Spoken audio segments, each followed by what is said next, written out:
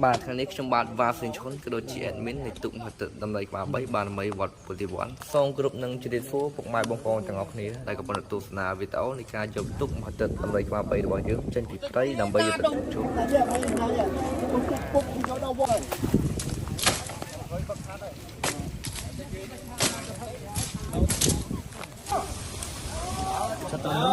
អត់គិកចុក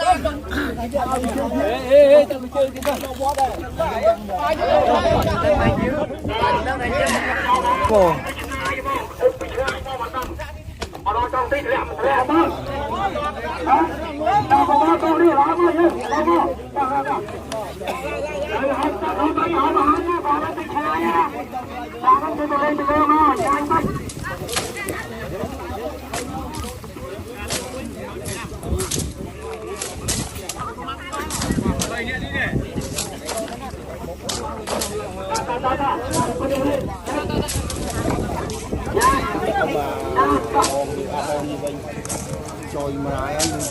không tha chuột đầy máu ai biết cũng phải không được có chết đâm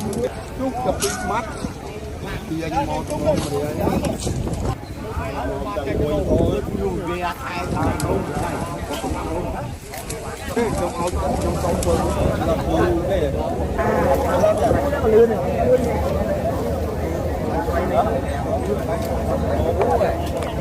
cái một vui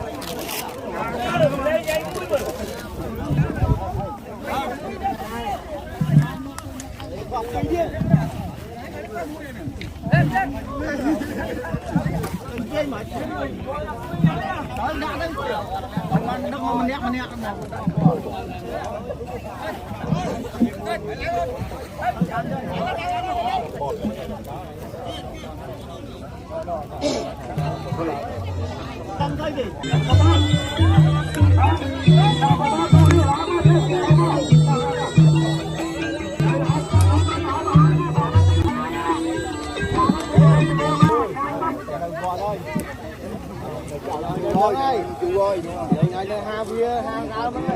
đây quạt luôn đó chiếc chọc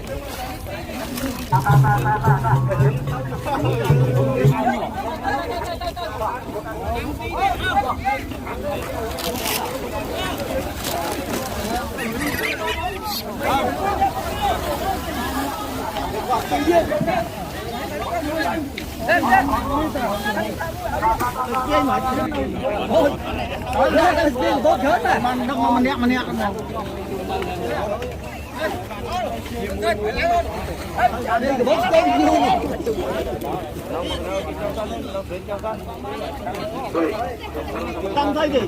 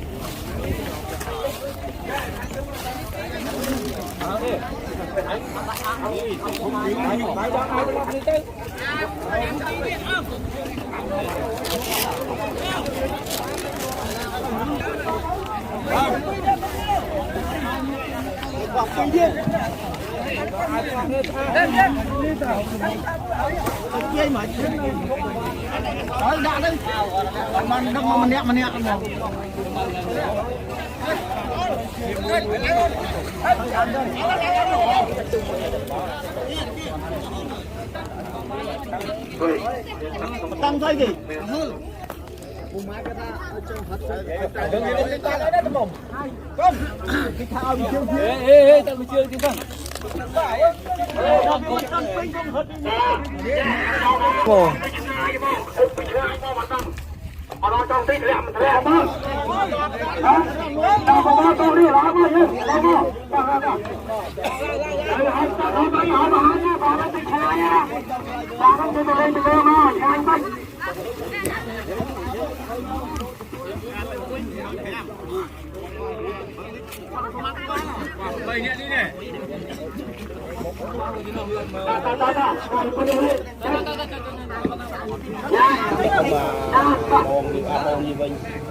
trời mà ai lượt mùi ai biết cũng phải làm